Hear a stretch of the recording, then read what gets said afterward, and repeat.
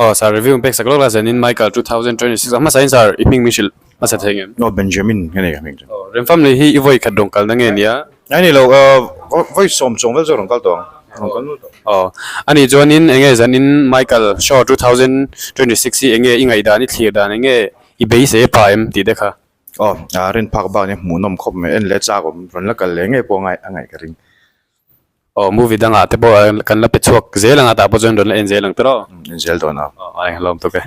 Ole sir, hi review impact sa klok la zanin Michael 2026. Ama sa sir, iping Michelle thengem. Andrew. Enjo. Ole RemPham'Ly hi masa ni voi khadong kal na nge niya voi za rong kal na nge. Oh, phải khát một là. Enge theater chung te enge ama sai ni ngai da ni mu dan te no mem si te join screen te en te no mem Nia karin pak bak ni nu ma afel fire. Chon dân cần thil Michael Jackson á thì cái này afu khop mà cái base pak bak cái mu nong. ani John Michael 2006 hi ilo be sei ang chu a phange yani tro Oh, phải.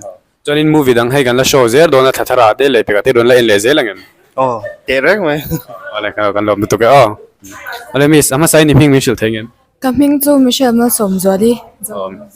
Zo tang be nga ka Michelle John RemPham'Ly hi voi khadong kal na nge voi za nge rong kal to ko voi khat rong kal na enge theater chung te an a seat te a screen te enge idu thu sa mem a ko ji khop mai chon movie po do thu sam ani John Michael 2026 hi I be sei a phange yem ti te pha khop mai pa ka tuna achang tu pa hi awa pa ni ta German Jackson na fa pa ni ta achang thiam khop mai ki ma ngai dana chon chon I kan nu na hian kan be dong tu ra ni dawa eng po ti ra chu jang chu ni mai ani le nakina movie thar te hei gan la show chau zel dona iron len le zelangem en zele pathian zara kan dam chon ale kalom to ke e po de ole hei zenina miss Michael 2026 ron na ama sai ni ming Michelle thengem sasangi sasangi ani John hei Michael Jackson fans ru colony ti ka lo shia diken dik don lo ni ani John RemPham'Ly hi shim chi voi khadong kal na nge ni ya voi zange rong kal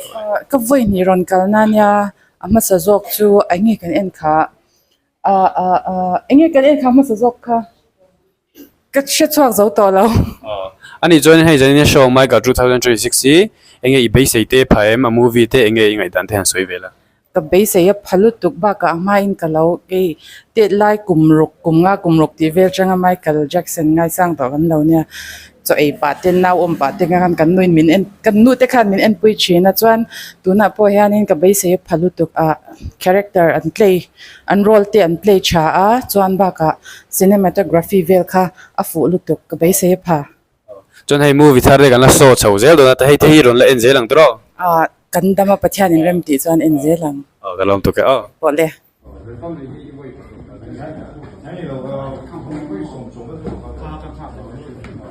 ani John in enge zanin 2026 enge ni mai ka ni thir da enge part 2 be se